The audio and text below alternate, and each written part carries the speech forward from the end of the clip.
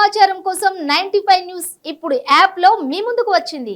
వెంటనే డౌన్లోడ్ చేసుకుని news update తెలుసుకోండి. ప్రతి క్షణం ప్రజాక్షేమం కోసం.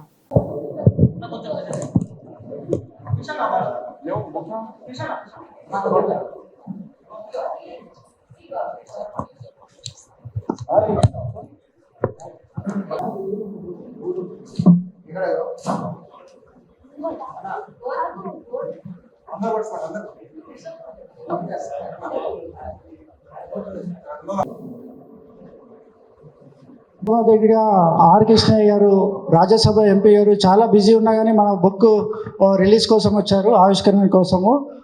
సార్ చాలా ధన్యవాదాలు సార్. ఎంతో బిజీ ఉన్నా మీ షెడ్యూల్ చూసుకొని మా బ్రదర్ ప్రవీణ్ కుమార్ శ్రీలేఖలు బుక్ ఓపెనింగ్కి వచ్చారు ఆవిష్కరణకి. రెండు విషయాలు మాట్లాడాల్సిందిగా కోరుతున్నాను సార్. నమస్కారం అండి.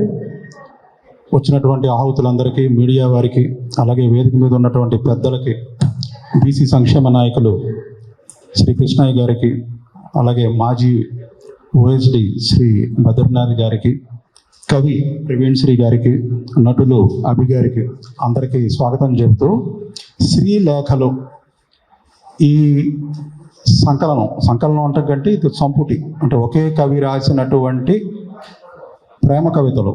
ఇవన్నీ కూడా చాలా సందర్భోచితంగా ప్రేమికుల రోజు ఈరోజు ఫిబ్రవరి 14న దీని ఆవిష్కరణ జరుగుతోంది.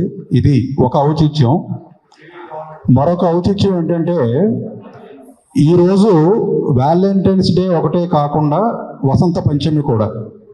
వసంత పంచమి సరస్వతీదేవికి సంబంధించినటువంటి ఒక ముఖ్యమైన రోజు కాబట్టి కవిత్వానికి సరస్వతీదేవికి ఉన్నటువంటి ఆ సంబంధం కూడా ఈరోజు కవి మీద ఒక ఆశీర్వాదంగా కురిగిపోతుందని చెప్పని నేను అనుకుంటున్నాను. ఈ పుస్తకం దాదాపుగా ఒక 80-90 దాకా కవితలు ఉన్నాయి ఇందులో. ఇవన్నీ చదివి దీని మీద ఒక ముద్దు మాట రాయమన్నారు. నేను క్లుప్తంగా ఒకటే పేజీలో ఉంది.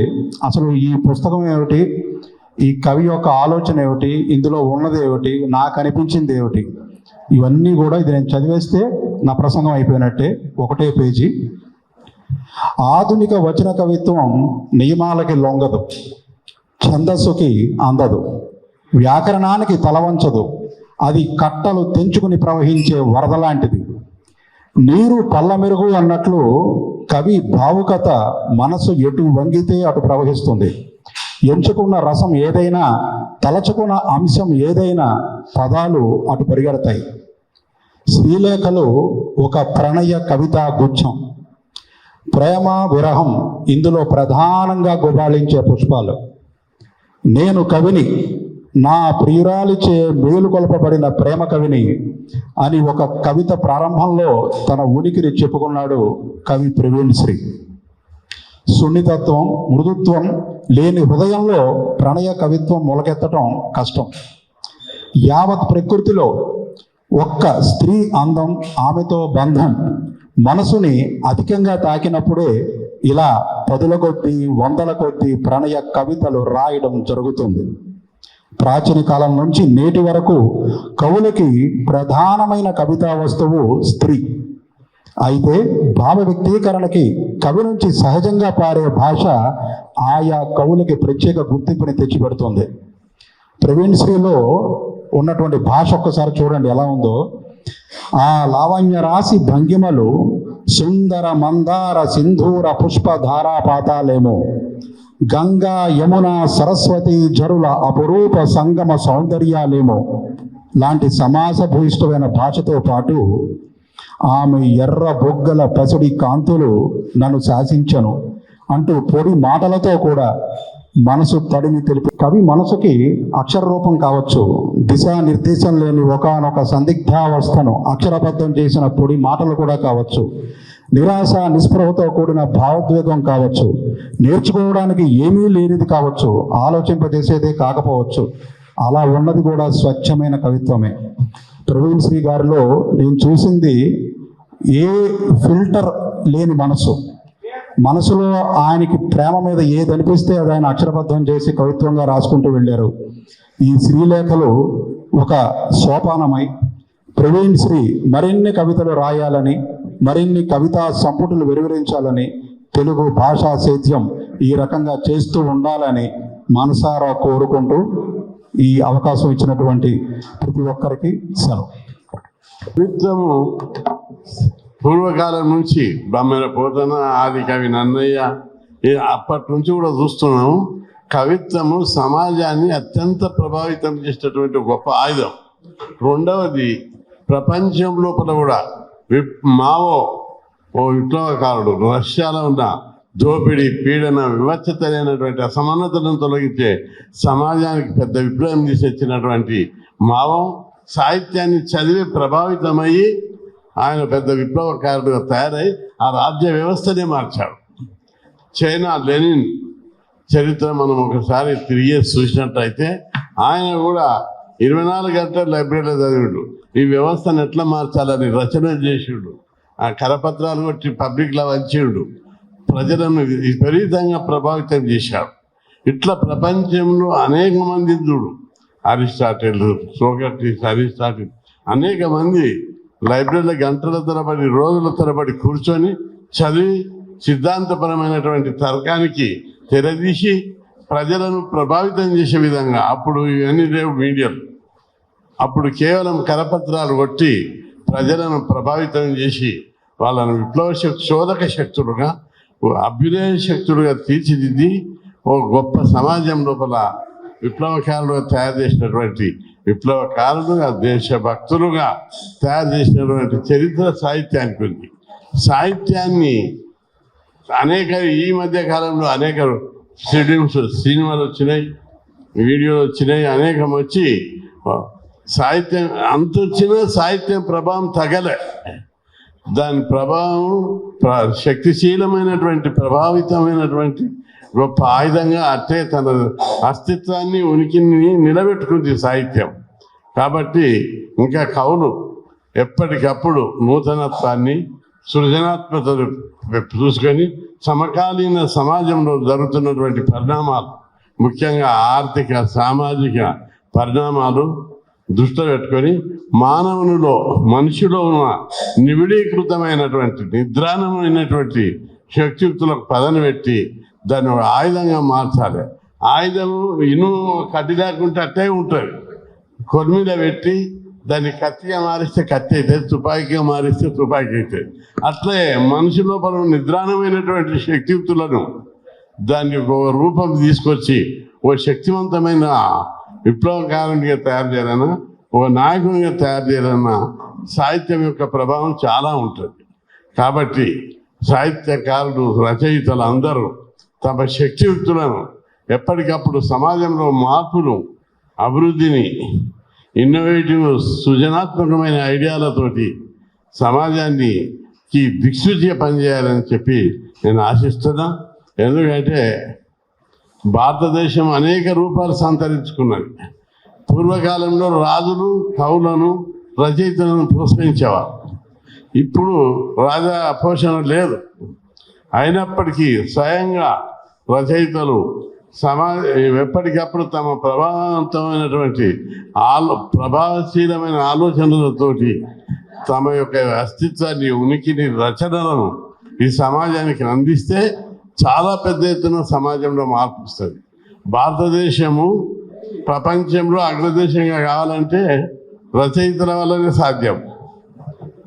ఎందుకంటే ప్రజలలో దేశభక్తి, వర్క్ కల్చర్, శ్రమ సంస్కృతి, రెండవది ఆలోచన పరంపర, మేధో వికసితమై ఆలోచన పరంపరలను ప్రభావితం చేసినటువంటి ఒక చోదక శక్తిగా ఎదగాలంటే తప్పనిసరి మంచి రచనలు రావాల్సిన అవసరం ఉంది. దేశంలో దేశం కోసం, సమాజం కోసం ఆలోచించే గొప్ప గొప్ప విప్లవకారులందరూ సాహిత్యం వల్లనే, పుస్తకాల వల్లనే, రచనల వల్లనే ప్రభావితమైంది.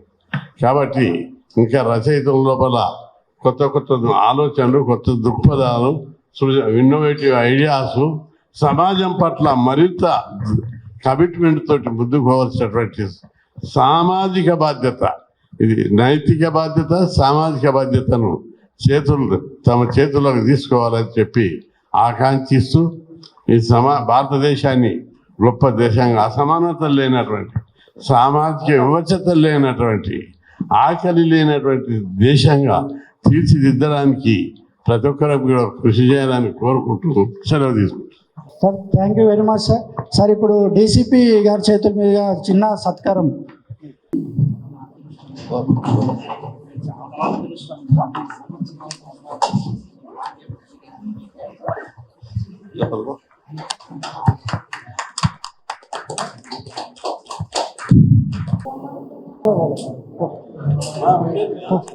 వెళ్ళు లోపలికి.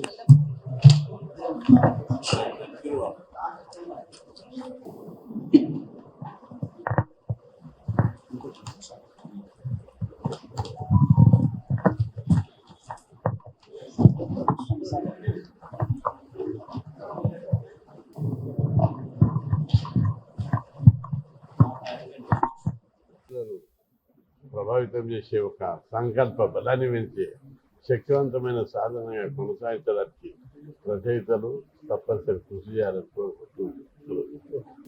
మా ప్రవీణ్ శ్రీ గారికి తన కళా హృదయాన్ని ప్రపంచానికి చిన్న పుస్తకం ద్వారా తెలియజేసి ఉదయం ఆఫీస్లో పంచ్, మధ్యాహ్నం క్యాంటీన్లో లంచ్, సాయంత్రం ఇంటి దగ్గర లాంచ్ అని ఉరుకుల పరుగుల జీవితానికి ఈ కవితా సంపుటి వాళ్లకు మనో వికాసానికి, మనో ఉల్లాసానికి తోడ్పడుతుంది. అందుకు ఈ రచయిత ప్రవీణ్ శ్రీ గారికి థ్యాంక్ తెలియజేస్తూ, అభివాదనశీలస్య నిత్యం వృద్ధోపసేవనం చిత్వారి తస్య వర్ధంతే ఆయుర్విద్య యశోబలం.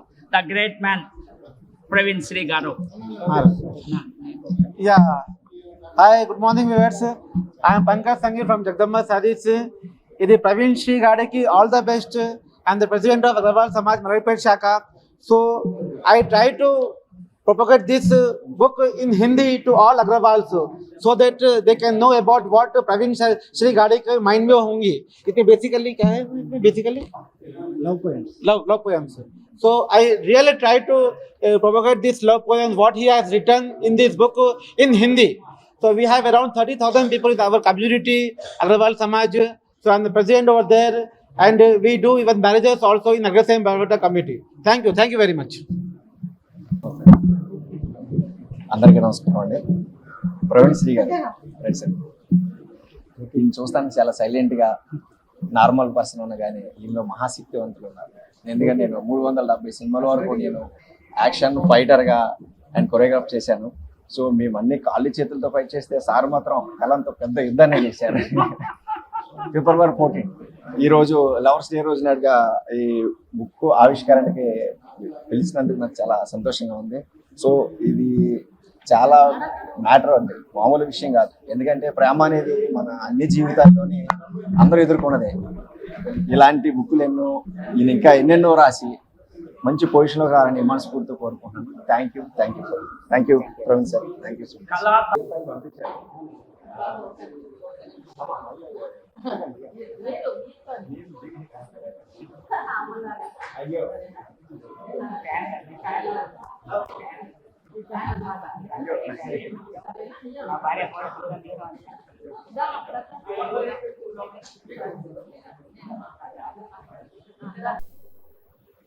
అందరికీ నమస్కారం. ఇవాళ ప్రవీణ్ గారు చాలా కృషితో, ఎంతో ఆలోచనతో మన తెలుగు భాష గురించి, కవిత్వం గురించి, మన లిటరేచర్ గురించి ఇంత మంచి బుక్ని ఓపెనింగ్ చేసినందుకు, ఆ ఓపెనింగ్కి మమ్మల్ని పిలిచినందుకు చాలా థ్యాంక్స్ ఆర్గనైజర్స్కి, ఎస్పెషల్లీ రవి గారికి అండ్ మన ప్రవీణ్ గారికి, ఇద్దరికి మనస్ఫూర్తిగా కంగ్రాచులేషన్స్, ధన్యవాదాలు. Thank you.